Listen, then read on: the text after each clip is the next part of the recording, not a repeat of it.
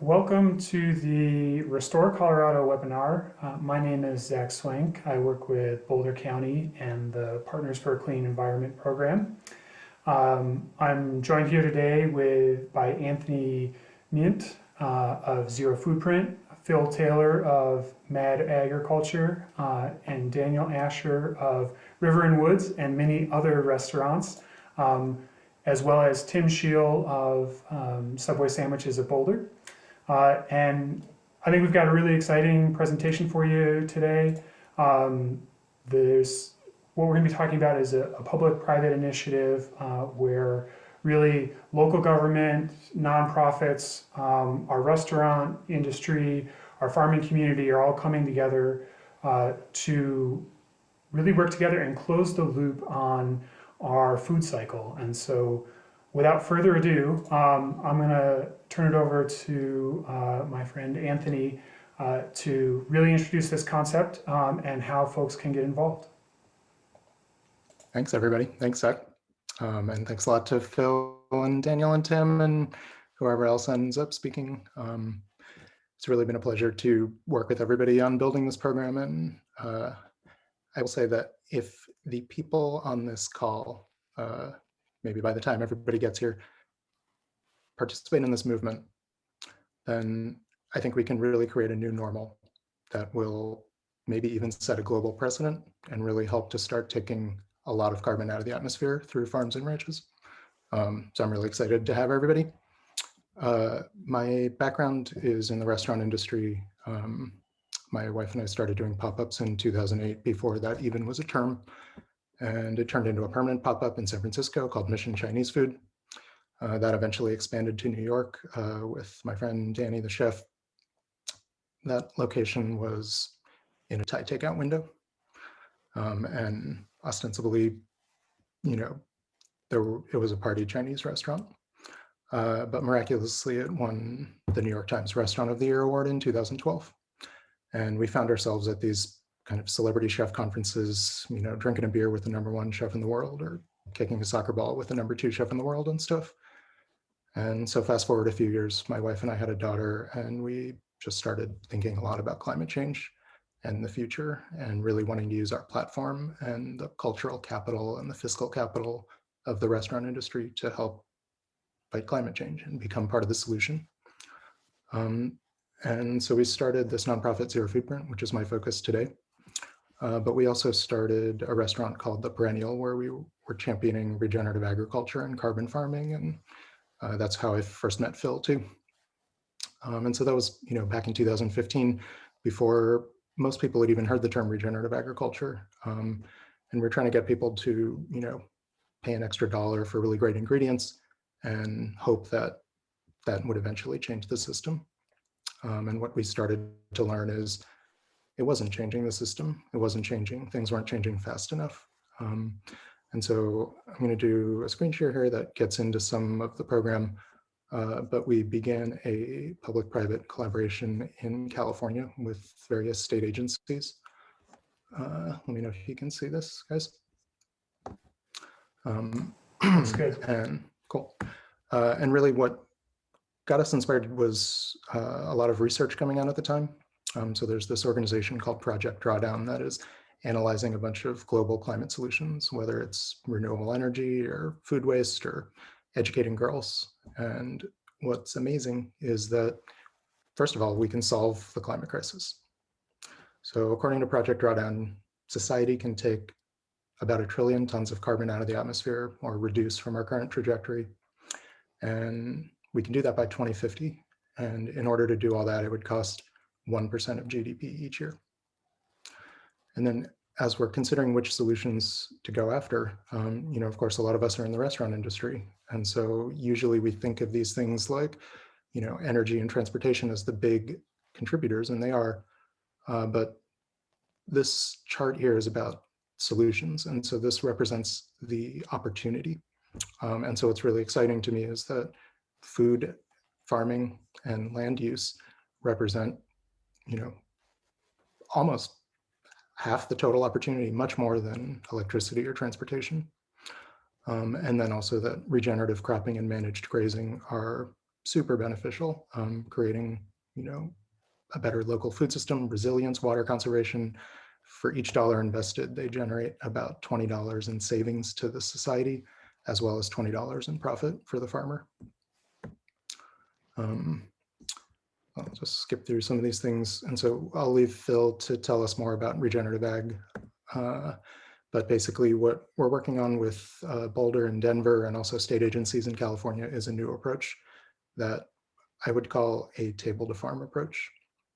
So restaurants that participate in Zero Foodprint add 1% to their prices, or some other way they contribute 1%.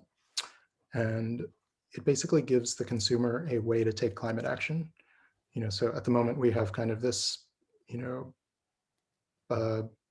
approach where you can buy the $5 cherry tomatoes or the $1 cherry tomato, or something like that. And it's just one or the other. And either you're kind of part of the good food movement, that's a very small movement, or you're kind of part of conventional agriculture and the extractive food economy. And I think what we're saying is we need a closed loop and a circular economy that's positive, and really what we're calling a renewable food economy. And so giving consumers a way to make that change directly. And I think the best way to conceptualize it is through an analogy to renewable energy. So, in over 100 cities, people are switching and have made commitments to 100% renewable energy. And this is possible through collective action and choice architecture. And so there's kind of like two ways that this change is happening. One way is a utilities company and local governments offer people a chance to opt in or opt out. Maybe it's $5 a month on the bill. And the other way is more like a consumer takes out a loan, climbs up on the roof, negotiates with the landlord, opens an instruction manual, figures out how to attach the solar panels. And so in one way, it's almost like a new normal where the default is we're all funding solutions and just moving forward. The other way is like it relies on someone, overcoming a lot of barriers and taking like an extreme effort to kind of do their part and fight climate change. And so I think, as we all know, the model that's really moving things forward in renewable energy is that choice architecture and collective action model. And so the proposal here is that we need a similar model to move things forward in food and farming, since it represents as big, if not a bigger opportunity. And so we're trying to create a program where, leaders like Daniel and Tim add 1% on the check. Citizens are fighting climate change, helping farmers build resilience. And then local policymakers like Boulder and Denver can scale that up from an opt-in program to an opt-out program, and ultimately change the entire food shed. So Zero Foodprint has a bunch of great chefs and restaurants participating. The current list is on the website at zerofoodprint.org. And basically it's like a great way for restaurants to take care of their customers and the planet at the same time, and give customers a way to take climate action that's very affordable and convenient, but having a legitimate local impact, which Phil will get into. And so we're kind of in a soft launch mode now where a few restaurants are participating, and Daniel can tell you more about his experience with it. But we're doing a broader launch starting in April in Colorado. And what's great is that we've got a lot of benefits lined up for anybody who is already part of the program or joins the program. So I don't know if they're on the call, but some of our collaborators and partners at Eco Products are going to give us some cases of sustainable packaging for the first 25 members that sign up. And then also working with Boulder County, we're going to be doing a big compost coupon giveaway. And so restaurants will get a bunch of coupons that they can promote and give to their customers, and kind of say like, hey, put Restore Colorado in, a promo code on your order for takeout, or if you're coming in for dinner, mention Restore Colorado, and you'll get a free bag of compost, or a coupon for a free bag of compost that you can go pick up at an Ace Hardware store. And so hopefully just a bunch of ways to make sure that it's a win for the restaurants to participate, a win for the customers, and ultimately kind of create this renewable food economy. So there's a bunch of great partners so far, some in varying stages of, completing their paperwork and signing up. And our partner on this, who is working with farmers in the field to really do this great work, is Mad Agriculture. So I'll turn it over to Phil from Mad Ag. Cool. Thanks, Anthony. Yeah, Anthony and I met at the Land Institute, and it was just right around the kind of heart of perennial agriculture and probably the most powerful solution to Drawdown, which is using perennials as long-lived species to restore land. And much of the projects that we do around Boulder County involve perennialization, as well as row crop annual agriculture. Really, all forms of ag can make improvements, and for us at Mad Ag, really, we're dedicated to creating a cultural revolution in agriculture that is regenerative, that really empowers and enables anyone in society to heal their relationship to the earth, to people, and to themselves, and that the power of that restoration and that reciprocity is what we trust in and work for. Our role in this project is really to help guide the financial flow into the farms with appropriate design and implementation. We are deeply tied into the farming community and are friends and comrades with both the farmers as well as the restaurateurs and food business owners participating. And so our organization lives at the intersection between, the accumulation of the 1% opt-out funds, and then how those funds get deployed onto the landscape. And so, the projects that we're working on, I'll get through those in a minute, but they're focused on, building soil health. Carbon is the central engine or cog in the soil health system. Carbon is the lifeblood and currency of both energy and material. We don't often have that in our language as humans. It's becoming part of our language. We're talking about carbon more. We're talking about sequestration or storage over time in soils. And so one of the big things that we really love about this project is that, for the last 50 to 100 years, there's been a sort of a farm to table movement. The rapid urbanization of the world has largely disconnected us from the ecosystems and the people that we depend on. And as we've disconnected from the farmers that provide us food, there has been very few ways for the city and the country to find meaningful relationships with each other. I think we're seeing the distance between the rural and urban showcased with our political divide in the states here, and we've got to figure out ways to heal that relationship. And so what really excites me, among many things in this project, is Restoring Colorado goes well beyond the soil. It goes back to our communities. How do we build relationships between the consumers that often live in urban or peri-urban areas and flow those resources back to the farmer and the soil, which was really the foundation of that wealth, of that food. And so we are focused on building soil carbon, and of course, when you build soil carbon, many other benefits come alongside it. Soil fertility, often farmer profitability. It can take a little while, it can take a couple of years of investment to see that reward, but resilience and so many things come with building soil carbon and soil health. Water holding capacity, obviously carbon sequestration and drawdown, and of course increased resilience and biodiversity, and not only the soil life, but also of the other forms of life that emerge on the farm. Go ahead. These are some of the soil health practices that we've been working on in this region.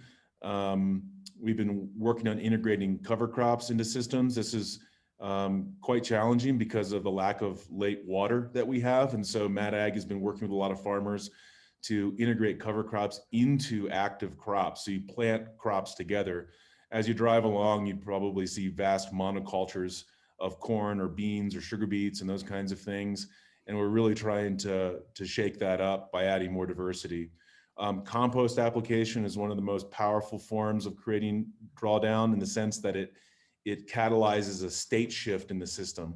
Oftentimes systems that have been extracted for a long time and lack life and lack the charge of life, compost through the carbon it brings, through the fertility it brings, and through the life it inoculates, can take the system from a point of 0 to 5 very, very quickly. So it's kind of a catalyst. We're also working on livestock integration in a variety of systems, holistic planned grazing.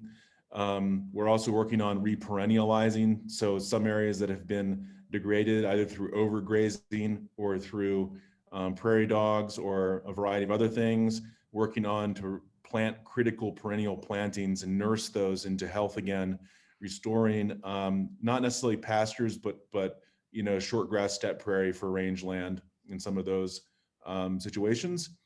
Windbreaks, food forests, using trees when appropriate, when we have water to establish them. That's another technique that we're working with. And then the last is not tilling the soil. There's very, very few no-till farmers in this region. There's a lot of folks that have ambitions to be, but the risks, the technical prowess, learning how to live, listen to the plants and work with plants more closely to not till the soil is a very challenging thing, and we're focused on that in a couple different farms. Go ahead. First farm that we're working with in this project where some resources will flow is Marcus McCauley. This is one of the first farmers that we worked with. Marcus is a good friend. He has his home farm as well as the Bennett property, a piece of City of Boulder land that's highly degraded. And we've been making slow steps and important steps there. I should mention here too that we're working with United Ecology. They're an awesome outfit here in the Front Range. Avery Ellis and Chris Korber at the helm of that. They're a partner on this, and they're project managers, and they know how to implement. They have the tractors, the compost spreaders, the keyline plow, those kinds of things. They are kind of go-to project manager, and I just want to acknowledge them. They're going to be co-creating with us and Mad Ag and the farmers the implementation. How much compost goes in an area, how much seeding, what kind of seed.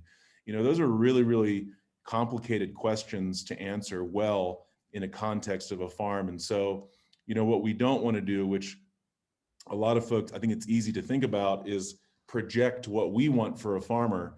And oftentimes when we project what we want for a farmer, that practice actually doesn't find life and take shape. And so our process at Mad Ag and with United Ecology is to really understand not only what the land wants, but also what the farmer needs to live in a right relationship with that place. And so in some cases, that's a lot of compost. In some places, that's perennial plantings. In some cases, it's a windbreak and a food forest because it fits their market context. So wading through that complexity about where a farm can put their best foot forward for carbon sequestration is a process that we know how to do. And along with United Ecology, we'll actually put those ideas into action. Esoterra, Mark, this is a wonderful farm, sells to a lot of restaurants. Another thing I want to mention is that, a lot of the farms we work with, the restaurants actually source from. And so it becomes easier, obviously, for storytelling. It also creates those human connections. For me, when I was talking about the city and the country divide, I think the grand challenge is to rehumanize our relationships rather than just, ordering through food distributors or having just the economic transaction be that relationship. How do we co-learn and co-journey together? And so, some of the farms that we're choosing are strategic farms so that we can easily build those human relationships that are already kind of in place to easier tell that story, to make that kind of sense of camaraderie strong out the gates. Andy Breiter, one of the best grazers in the Front Range that I know, worked for a number of years at the Golden Hoof, which is just the North Star of holistic grazing and living with perennial systems. He's going out on his own and has some land on Boulder County, and we're going to be using some of the funds to restore, and kind of upgrade that land that's been degraded through prior land use. And so This is an exciting project. And the last project for our pilot is with Frontline Farming. This is an amazing outfit that's based out of Denver. They have a number of farms in Denver and just doing tremendous work around food justice and worker rights and producing local food accessible to all. So Fatima and Damien there. We're going to be using some of the funds to help them establish more perennials and advance their composting program in their farms, 2 of their farms in Denver. Well, Phil, any last thoughts before we turn it over to Tim? No, I would just say that this community of change is really rich and rewarding, and it's come together really quickly. And I know the farmers are enormously grateful for this sort of support. You know, for farmers that are looking to adopt regenerative ag, you know, it could be hard to justify spending the money on compost, which costs, you know, $20, $30, $40 a ton, and trust that multi-year return. And so what this fund allows farmers to do is take that risk and say, man, now I can actually move on what I'm envisioning on my land.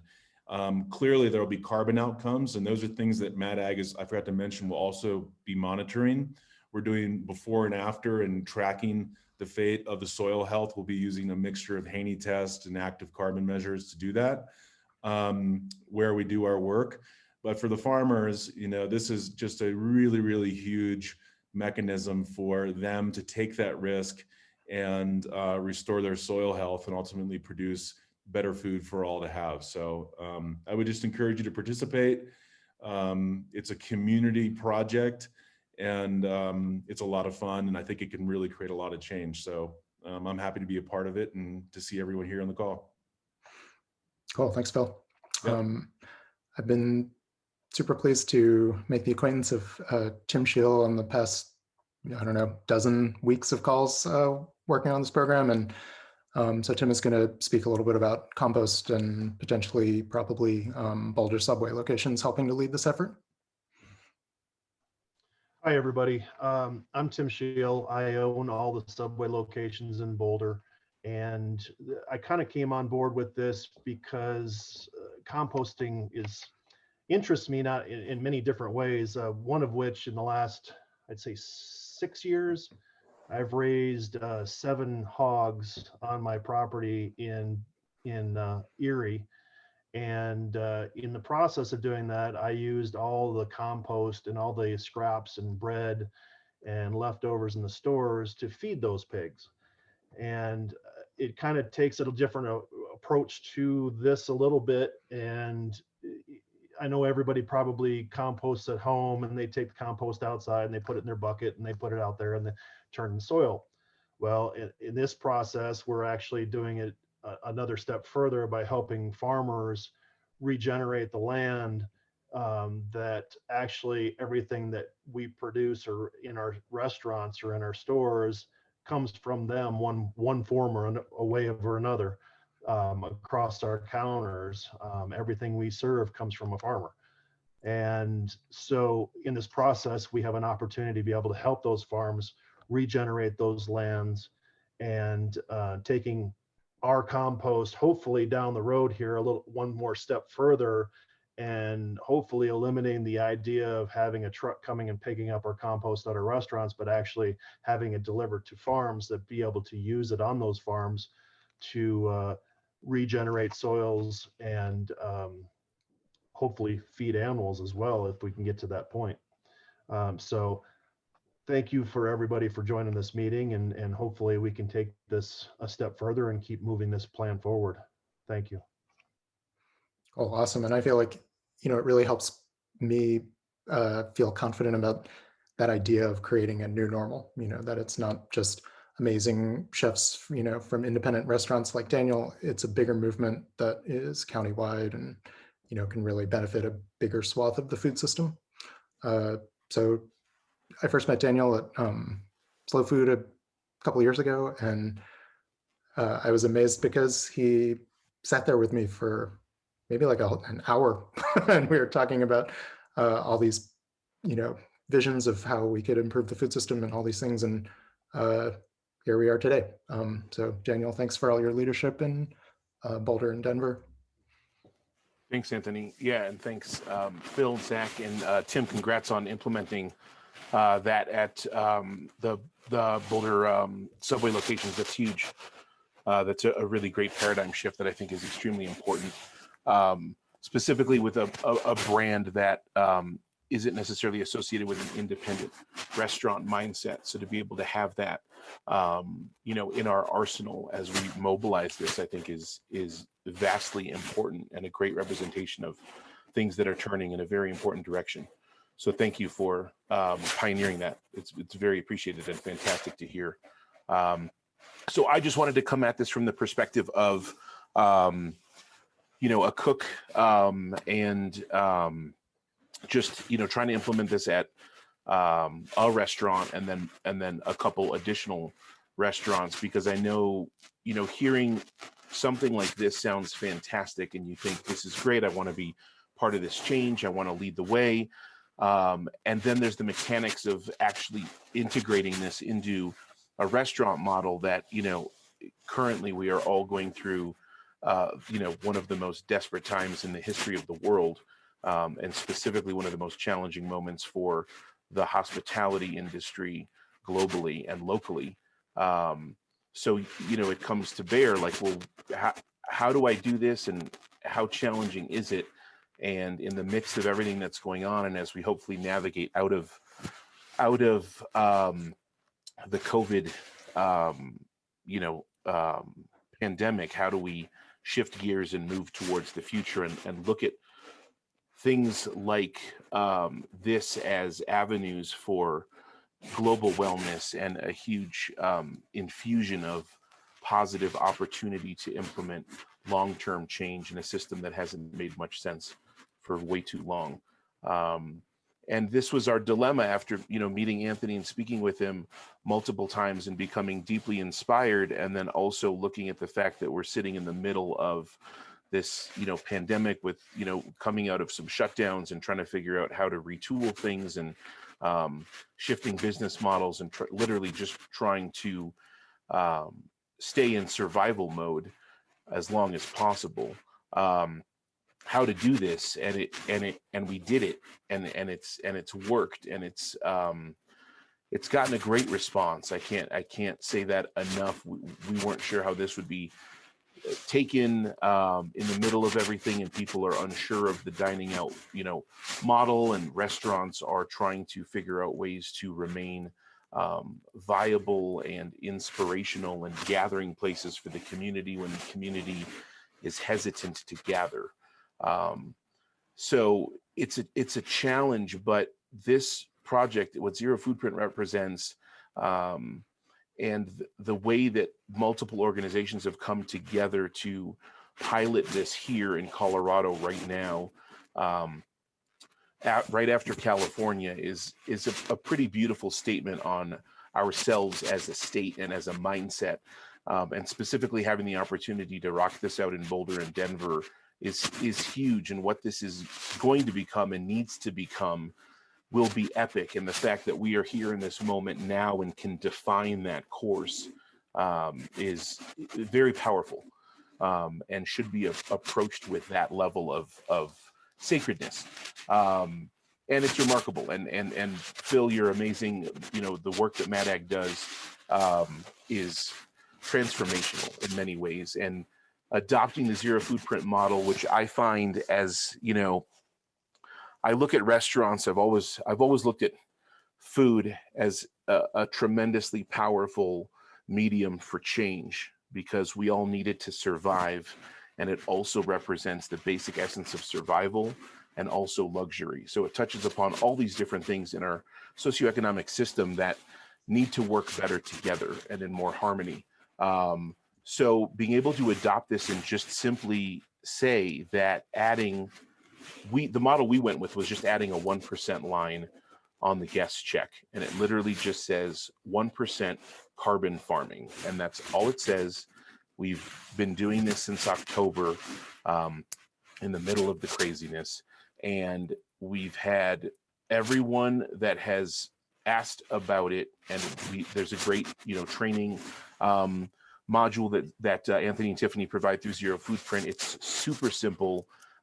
We made it very complicated in our minds as we were thinking about how and when and the timing, and as it unfolded, oh, thanks, sorry. Sorry about the microphone. As it unfolded, it became much simpler and very clear that this is very easy to implement, and the challenges and obstacles are very much mentally based, with thinking of how people are going to respond. But when putting it into play, I mean, it's been 5 months now, and I think we had 3 tableside conversations with someone that wanted an additional level of information or was confused by it. And other than that, everyone has been, oh, this is great, awesome. We had little cards that we would put in all of our check presenters.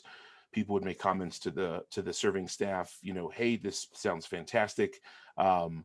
Most people don't even notice or don't even comment on it in general.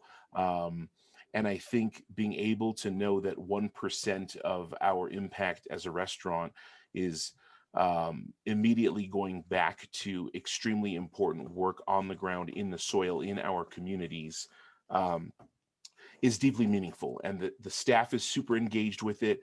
And as we spoke through it and talked about it, I mean, everyone was so jazzed to be a part of this and to implement it, and to contribute to this movement in a very meaningful way. And it's been really nothing but positive. There's been no, I know, Anthony, you had that statistic of how many people wanted to opt out. We've had no one choose to opt out. And when you look at a check and what that amount is, I mean, it's like 70 cents, $1.40. I mean, it really, it's so minimal, and you think of the impact of what that actually is magnified so many times over. And it's been great. And I look forward to implementing it at a few of our other spots as things unfold and we move forward. And I encourage anyone that's on this call to dive a little deeper and ask the questions that you need to know to wrap your mind around what this is and how to use restaurants as a very powerful medium for change, which is what they ought to be. And when this came up, I was having a conversation with Juan Padro from Culinary Creative, who's an amazing powerhouse with implementing great work and doing great things through the restaurant model. And he had said, what about the check? Like, now restaurants were adding a service fee, and then there's an extra gratuity line, and then some restaurants are adding a fee for packaging because of COVID. There's all these fees now. So a guest gets this bill that has, like, instead of it just saying, here's your total, add your tip, and finish, there's like 3 to 5 other things they need to navigate. And I don't think that matters. I mean, the service fee and the gratuity, that's all about equality within the food service model for labor. And then you've got this, which is in a completely different direction about soil wellness, carbon sequestration, and just making sense of a model that has been nonsensical for way too long. I think restaurants, there should be 10 different things on the check. I think there should be a pamphlet presented at the end of every meal with a little booklet people can walk away with and read about things. That's what we do. We connect with people. We are community-based operations that bring humans together, give them a great meal, a powerful experience of peace and reflection in a world of chaos. And in that moment, we have a limited 90-minute interaction to leave them with something more. And if that something more is something that makes our planet better and healthier, that's exactly what we need to be doing with ourselves. Wow. That's awesome, man. I just got to say, keep preaching. I love it. Thanks. This is the most important thing we need to be doing outside of having businesses that are viable and can survive through this and come out of it better and more powerful with a more grounded awareness of purpose. And everyone around us that opens our doors and walks in that are strangers or friends or regulars are going to be looking for a deeper sense of meaning and purpose. And this is the perfect opportunity to get this in action, because this is something that matters so deeply and is so universal and is so unifying, aside from all of these things that have presented themselves as taking away from and isolating. And this is a great way to reinvigorate a sense of purpose in restaurants that immediately impacts our food system, our soil wellness, and how all of those, that web that we're all connected by, how it all interacts. And it has nothing to do with religion, politics, gender. It has nothing to do with anything other than humans walking together on the planet, trying to make sense of things.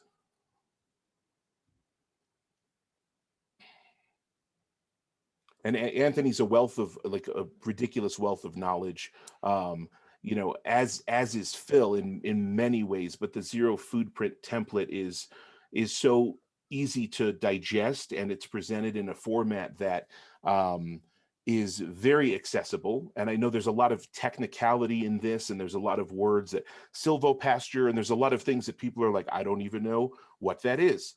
But that's okay. That's okay. There's very easy ways to understand that and to break through that barrier. And it enables a better conversation tableside at the end of a meal. So I don't want anyone to feel intimidated or like this is going to be hard or complicated. It's super simple. Check presenter, print them out, you know, at the start of the week and during the week as you need more. A couple days of staff training to let everyone know what's going on, the why behind it, what the purpose of it truly is. And that's it. And then send this concept out into the ecosystem that is your dining rooms and see what unfolds. And it's a wonderful thing. And we've had nothing but a positive, inspiring reaction. And I look forward to that being the norm for sure. And I want to just let you keep going forever so that I can take notes and use that as the sales pitch for moving forward. We did not pay Daniel to say any of this. And in fact, he's been sending money to us into the program. So I don't know, should we open it up to questions and answers? I feel like it's been a lot of us talking. We also have a couple words from Marcus McCauley that we can end with after Q&A. Yeah.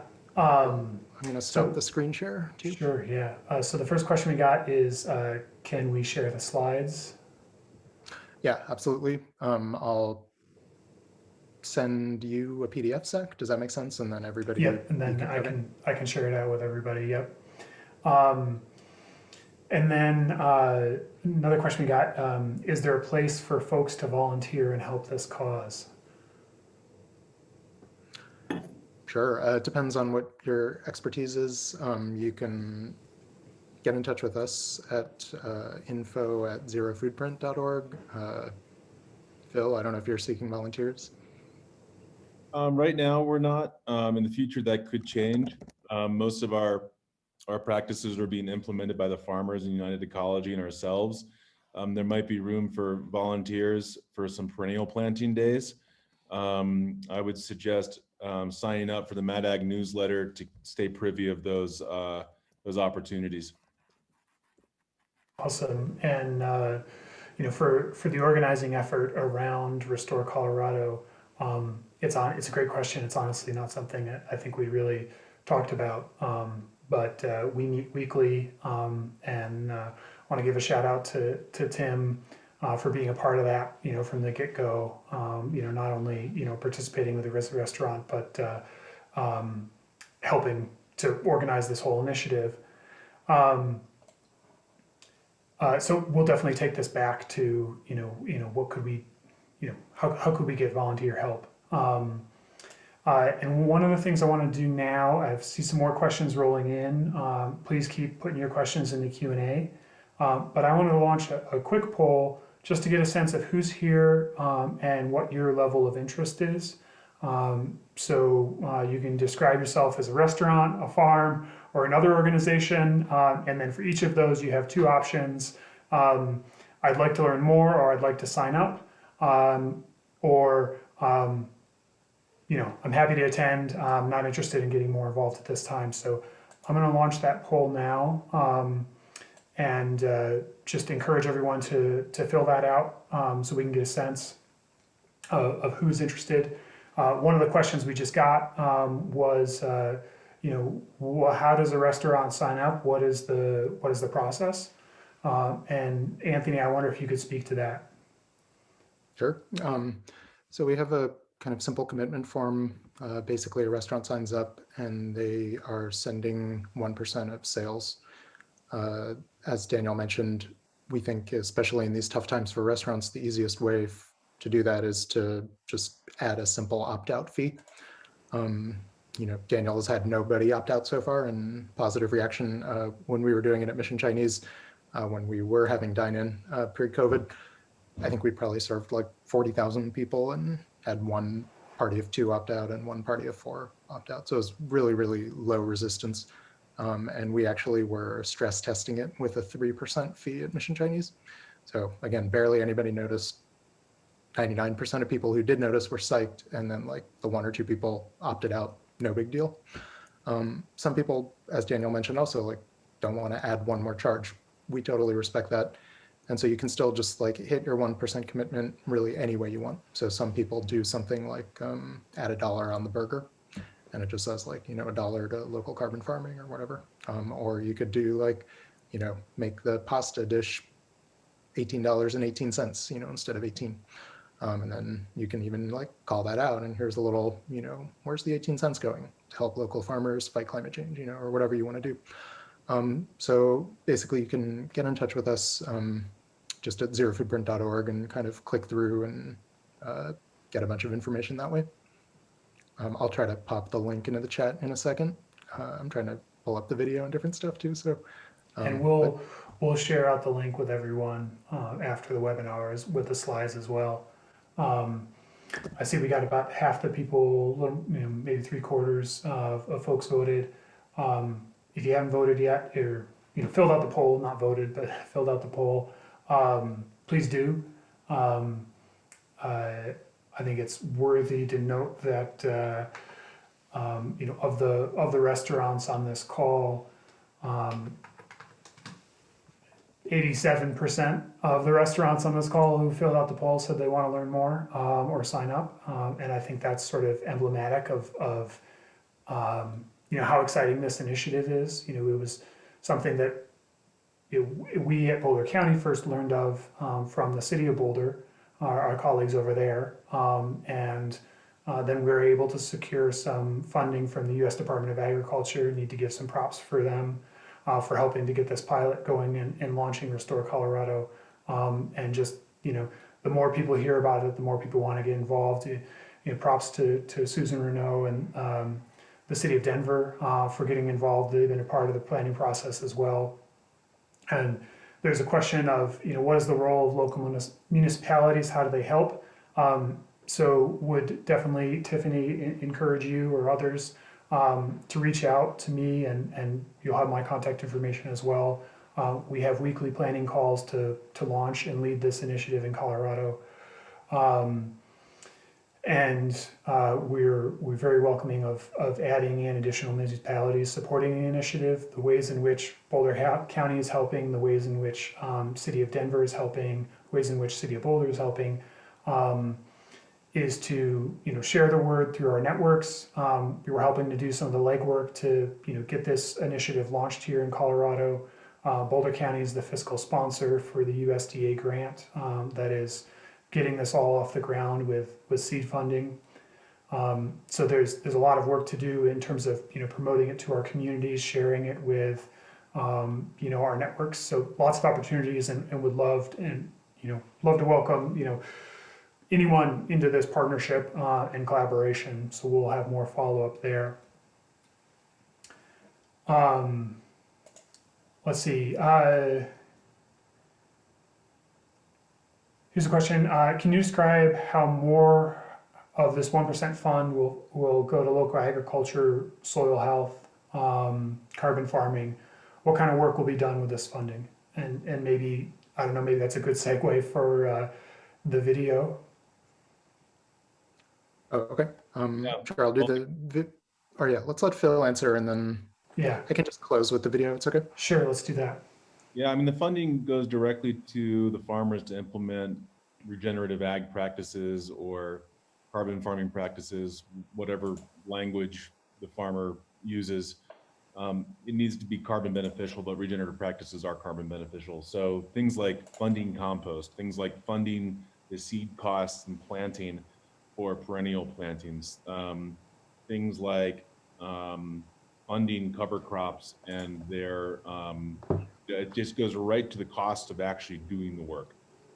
So that's where the funds go, and it goes to the farmer and the implementers of that practice. That's as simple as I can say it. Another question, what's the best online resource to share this message? Is it the toolkit that Daniel spoke of?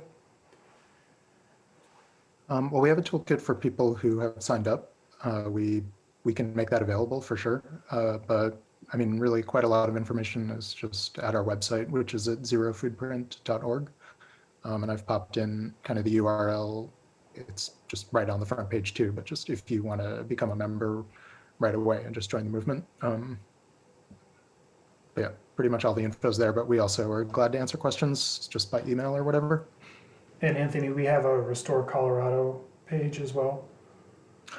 Yes, we do. Sorry about that. So sorry, everybody, that this is not more spiffy.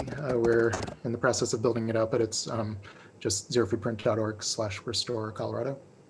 And that's where you can find, which restaurants are participating and watch a video and learn a little bit more about the different projects and stuff.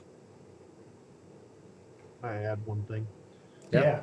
So we talked about doing, so I'll kind of bring it back to the restaurant side of things, but we talked about doing table tents and signage within the stores that sign up. So I know there was a question out there about getting things in Spanish, which I don't think would be an issue at all for Latino restaurants and so on. But then we'll be able to put those table tents out on your table so that you can educate your guests what this is all about and what this money is going to and how you're handling it within your system. I know I just actually did a across the board menu price increase so that I can support this. And now I'm in the process of doing the DocuSign so that we can get it signed up in all 5 of my stores. And then automatically it'll just be taken out of the account for the sales that went through. So just want to throw that in there. And that's amazing. Yeah. And for the restaurants that sign up, one of the reasons we're doing this webinar right now is we will be doing a sort of a formal launch in April, roughly timed around Earth week, month, year, should be in my opinion. Decade. Decade, right? Yeah, totally. No, it really is. It really is. But for the restaurants that sign up between now and April, we'll be able to feature you as the early participants, sort of the initial cohort that signed on in our promotion around the effort. You'll get a social media toolkit, and then one of the things we're doing to promote this to the broader community and raise awareness, and also bring a little love back to the restaurants that are participating, is this compost giveaway that Anthony mentioned. So restaurants that sign up before the end of March will get coupons to share with your customers who come and mention Restore Colorado, or we're still working out the details and would love feedback on what the best way is for restaurateurs to share those with customers. But they'll get a coupon, paper or digital, that then they can take to any of the local Ace Hardware stores, which they can redeem for a free bag of A1 Organics compost. And A1 is currently where the compost that's collected in Boulder County gets sent, at least the commercially collected compost. So that's another benefit of signing on and participating now, being a part of that early cohort, the early adopters. is also getting the benefit of that promotion that's going to come with the launch of the program. Well, and yeah, just I think also through a generous donation from Eco Products, we'll be able to give the first 25 participants a case or so of great compostable packaging too. Yeah, That's great. I wanted to stress that, there's no cost, so to speak. There's only an impact from a restaurant standpoint. The guests are helping to push the needle forward on this. So there's no, we get asked to do events all the time and donate food and, help do all these other things. There's no ask in this. There's no menu, specials that have to be run. There's no ongoing, constant thing, that energy that has to be going into this, other than the knowledge that this is deeply impacting meaningful work. At the restaurants, we work with the farmers that are participating in this pilot program, and like half a dozen others that are looking forward to get integrated in it. These are all amazing people that have been doing great work for a very long time, and this program is just connecting that in a very intelligent and impactful manner. But there's no out of pocket or upfront costs in doing this. It's just passed forward with an educational component to the guests that most people honestly are excited about, or don't even realize, like, oh, all right, there's this carbon farming. Yeah, sounds great. And they just get on with their day or their evening. And it's just a very simple thing to integrate. So I wanted to stress that, because that was our thing, was like, how is this going to work, and how long is it going to take, and how is this going to pull us off of other things. In the midst of this, there's no, impact that you need to be concerned about financially. It's or even time-wise, it's a very small window on the front end, and then this just, gets legs and starts rolling down the hill, so to speak. So I just wanted to make sure that everyone, understands that there's not like an ongoing ask within this. It's just something that as many folks as possible, I feel, should get involved with, and then the magic will unfold as we go. And it's an extremely exciting thing to see, entering, full-on launch phase after a very long period of time building and anticipating. So it's fantastic. and we've got a comment here that I will patronize restaurants that participate, and that's awesome. I mean, that's exactly what we're hoping to achieve here in building this movement. Phil, got a farming question for you. So hello from Wisconsin, welcome. I was wondering why the buzzword is carbon farming rather than regenerative, especially because organic farmers don't use herbicide but rely on tillage. Yeah, I think, language matters. And I think the carbon farming terminology, I mean, this is more for Anthony, but really came out of a movement in California where farming was really explicitly acknowledging the importance of carbon in building soil health, in agriculture's potential to solve climate change. And, in our work with farmers, every once in a while, carbon farming isn't the right buzzword to use. It's climate isn't the goal of the farmer. The goal of the farmer is often to grow food, and carbon and climate come alongside that. And so, one way that we're playing with language is even just Restore Colorado. We're not calling it Carbon Farming Colorado. It's got a really kind of generous, open language that I think invites all of that to participate. And so we kind of use language when appropriate. It reminds me, Thich Nhat Hanh, who's one of the wisdom keepers I lean on, is shared, in one of his books, like it's the responsibility of the communicator to know what the listener needs to hear in order to find resonance with shared values. And so for us, carbon farming, we use that. We also use regenerative. We also use the other kind of language and terminology. And for organic farmers that use tillage, I mean, if you have diverse rotations and perenniality, you still store carbon even if you're tilling. Obviously, organic no-till is just a new thing, and Aaron Silva of Madison there is one of the leaders in that. In that kind of exploration. but you know, tillage isn't always it's you, if you use it wisely and infrequently, you can still be storing tons of carbon in the ground. Thanks, Phil.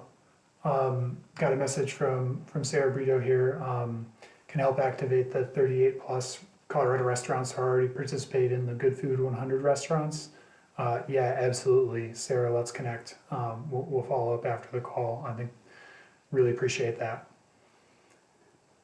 Yeah, I'm connecting with Sarah, I think this week or next week too. She's been her efforts have been a huge force for good. And so it'd be super fun to try to figure out how to weave that together. I know Anthony knows Sarah as well, so Yeah. high time to connect. Yeah, and Sarah, also we're psyched to work with Good Food Producers, the program that you just started to, and try to get them grants to take one more step. Yep, and as Sarah mentioned, Marcus McCauley, who's the first farmer we're working with, she's a member of the CSA. So it's, yeah, it's a small world, and how these are the kinds of weaves that are going to happen. I think as Daniel was saying, like, let's get started. The beauty, the weave, the human relationships, it will just emerge as they already are. So I think that's part of the fun. It's the humanness. It's the potential of this and us working together. Any other questions for the end of the hour here we could cover? Or Andy, there actually aren't any other questions at this moment. Do you want to take us out with the video? Cool. Well, first, I just want to say thanks to Boulder County, USDA, Tim, Daniel, Phil. Daniel, I wish that I could just hang out with you and every single time I'm talking to somebody, because I think you could make this program succeed much better than we could. Thanks. It's a pleasure. But yeah, let me play this video if I'm able to work it out from a tech perspective. Let me know if you're seeing the screen. Cool. Yep. So this is Marcus McCauley on the program.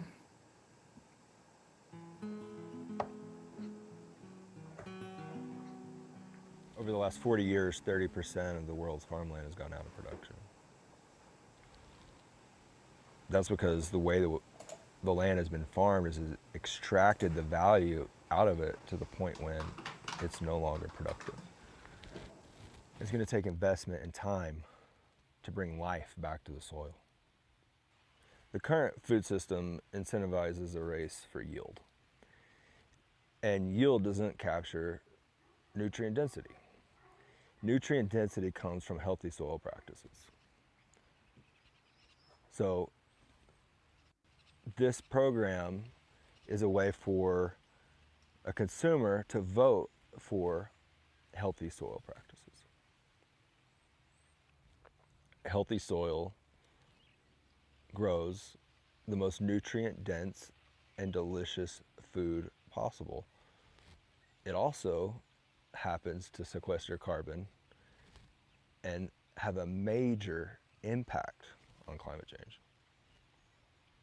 I mean, we're talking about like a consumer revolution, right? I mean, we're talking about putting the power in the hands of consumers to choose what kind of food system they want.